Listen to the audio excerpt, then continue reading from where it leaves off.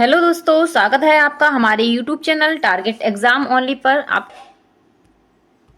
तो जैसा कि आप सभी को पता है, यहाँ पर मैं आपके लिए जो है आपके जो पेपर्स चल रहे हैं उनका सोल्यूशन लेके आई हुई हूँ। अब हम संस्कृत का पेपर सोल्यूशन करेंगे और ये आपका सप्तम मतलब 7th पेपर था और ये आपका 29 अक्टूबर 2025 को पेपर हुआ है। ठीक है, तो इसका सोल्यूशन देखेंगे कैसा पेपर आया है, कि ईजी आया है कि आपके लिए जो है टफ रहा है ये पेपर। और आपको मुझे कमेंट बॉक्स में कमेंट करके जरूर बताना है कि आपका यहाँ पर स्कोर क्या रहा है। ठीक है, चलिए देखते हैं अपना पेपर कैसा आया हुआ है।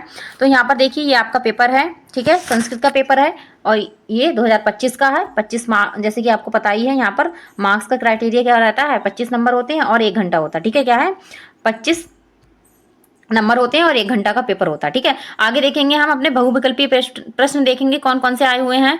तो यहाँ पर हमारा जो पहला बहुविकल्पीय पूछा गया है, तो पहला बहुविकल्पीय है कि माशान शब्द का हिंदी में अर्थ लिखिए। ठीक है, तो माशान का हिंदी में लिखना था, तो क्या होता है, माशान का अर्थ होता है महीना। क्या होता है, महीना। तो ये हमारा फर्स्ट वाला राइट आंसर होगा, तो फर्स्ट का फर्स्ट राइट होगा। ठीक है, इसके बाद सेकंड है, यहाँ पर जो है जिन्होंने पेपर भेजा है उनका थोड़ा जो है हैंड आ गया है, तो उसमें कुछ छुप नहीं रहा है। ये यहाँ पर आपका सेकेंड नंबर है। क्या है, यहाँ पर मैं लिख देती हूँ, ये आपका सेकेंड नंबर है। ठीक है, सेकंड नंबर है और ये आपका पहला है। ठीक, तो सेकंड क्वेश्चन दिया है सेकंड क्वेश्चन दिया हुआ है कि मार्गशीर्ष क्या है, मार्गशीर्ष शब्द का किस महीने का बोधक है। तो मार्गशीर्ष जो शब्द होता है वो किस महीने का बोधक होता है। तो क्वार का, मास का, या आपका अघान का या पूस का। तो राइट आंसर क्या है, अघान का। क्या होगा, अघान का होता है। ठीक है, किसका होता है, अघान का होता है। तो थर्ड वाला यहाँ पर राइट आंसर होगा। ठीक है, आगे देखेंगे। यहाँ पर हमने दोनों क्वेश्चन आपको बता दिए हैं कि इसका आंसर क्या रहा होगा। आप मुझे कमेंट बॉक्स में कमेंट करके बताना कि आप क्या लगा के आए हैं और कितने क्वेश्चन इसमें से गलत करके आए हैं। तो देखेंगे थर्ड क्वेश्चन आए। थर्ड हमारा है कि मधु का सप्तमी विभक्ति बहुवचन लिखिए। तो मधु का सप्तमी विभक्ति बहुवचन लिखना था, तो इसका राइट आंसर क्या होगा, इसका राइट आंसर होगा फोर्थ वाला होगा, मधुषु। क्या होगा, मधुषु होगा। ठीक है, क्या होगा, मधुषु होगा। ठीक है, राइट आंसर क्या होगा, फोर्थ वाला होगा। तो थर्ड का क्या है, फोर्थ है। थर्ड का क्या है, फोर्थ है। सेकंड का क्या है, थर्ड है। सेकंड का क्या है, थर्ड है। ठीक है, और फर्स्ट का क्या था, फर्स्ट का फर्स्ट था। क्या था। अब यहाँ पर हमारा 4th नंबर क्वेश्चन पूछा गया है कि संस्कृत विश्व की प्राचीनतम भाषा है। वाक्य में किस पद के संबंधित कारक है। तो इस वाक्य में बताना है कौन सा संबंधित कारक है आपको। ठीक है, तो इसका राइट आंसर क्या होगा, प्राचीनतम, संस्कृत, भाषा या विश्व। तो राइट आंसर क्या है, यहाँ पर राइट आंसर है संस्कृत। क्या है, संस्कृत। ठीक है, राइट आंसर है संस्कृत। ठीक है, आगे देखेंगे अगला क्वेश्चन दिया है। अगला 5th नंबर क्वेश्चन दिया है। 5th नंबर क्वेश्चन दिया है कि गम धातु लड लकार मध्यम पुरुष द्विवचन का रूप लिखिए। तो यहाँ पर द्विवचन का रूप लिखना था आपको। ठीक है, और लड लकार है और मध्यम पुरुष है। तो इसका राइट आंसर क्या लगाया के आए हैं आप। तो इसका वैसे राइट आंसर है फर्स्ट वाला है। क्या है, फर्स्ट वाला है,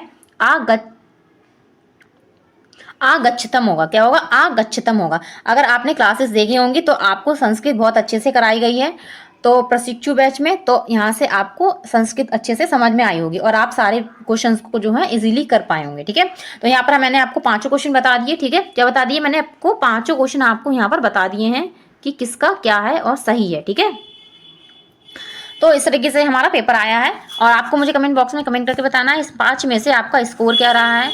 इन 5 में आपका स्कोर क्या है, मुझे कमेंट करके कमेंट बताना। ठीक है, आपको बताना है। आगे चलेंगे अगले क्वेश्चन की तरफ। अब हम देखेंगे अपने जो है लघु उत्तरीय प्रश्न देखेंगे। अब हम देखेंगे यहाँ पर अति लघु उत्तरीय प्रश्न देखेंगे कि कौन कौन से आए हुए हैं। यहाँ पर अति लघु उत्तरीय प्रश्न आए हैं, देखिए आपका 6 नंबर आया है। 6 नंबर क्वेश्चन दिया हुआ है।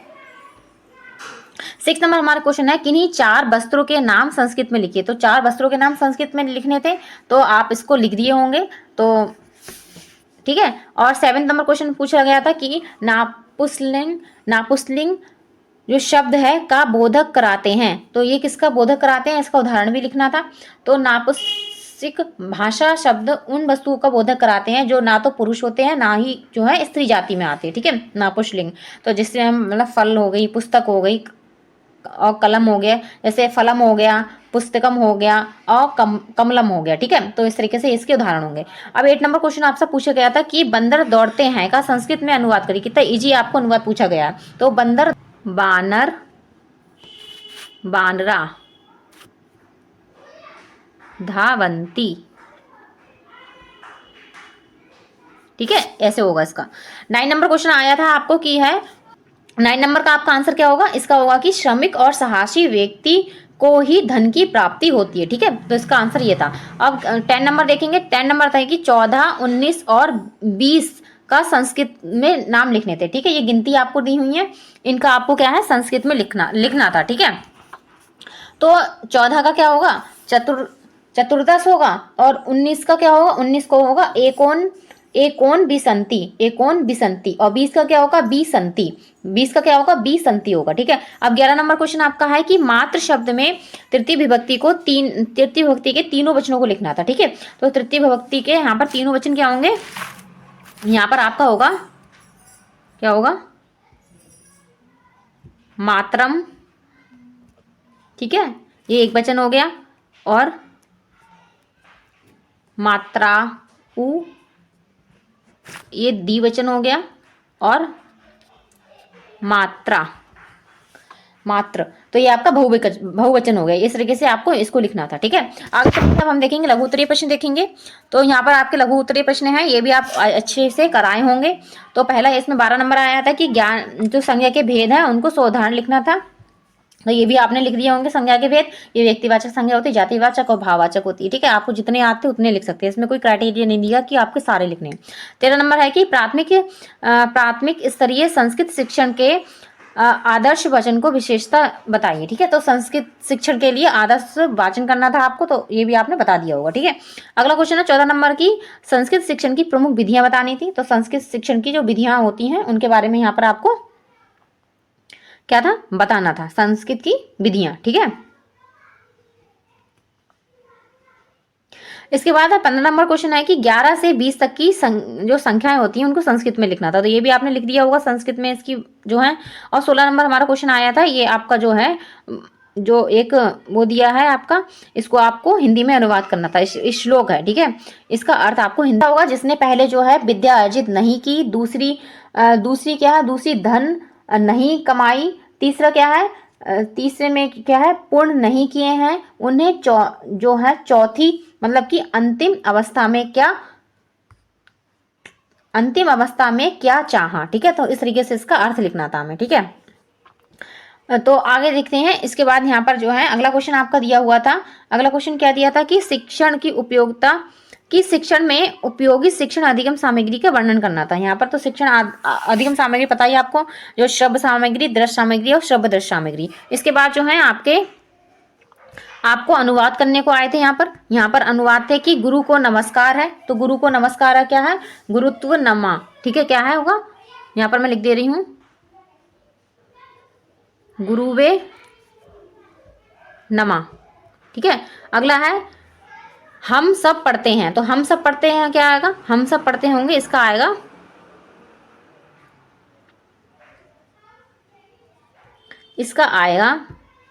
वय पथामा।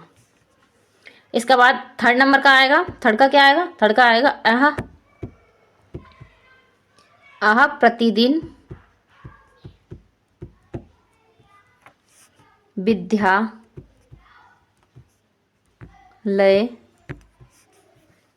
क्या होगा? गच्छामी। ठीक है, गच्छामी हो गया। इसके बाद अगला है राम वाला है। तो राम का क्या आएगा? यहाँ पर लिख रही हूं मैं, रामापत्रम। क्या आएगा? आलिखत।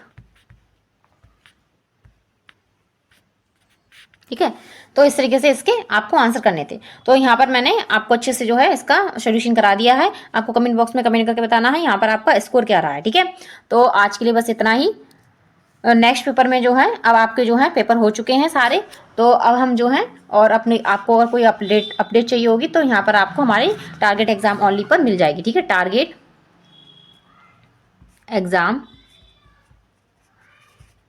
ओनली पर। अगर आपको कुछ भी अपडेट चाहिए तो यहाँ पर आप जुड़े रहिए, यहाँ पर सारी आपको डीएलएड से संबंधित इन्फॉर्मेशन मिलती रहेगी। ठीक है, तो आज के लिए बस इतना ही। लाइक शेयर एंड सब्सक्राइब करना ना भूलें, अपने बेल आइकन को अच्छे से प्रेस कर लीजिए ताकि आपको हमारी क्लासेस का नोटिफिकेशन टाइम टू टाइम मिल जाए और आप टाइम से हमारी क्लास में आ सकें। Okay, thank you, keep watching.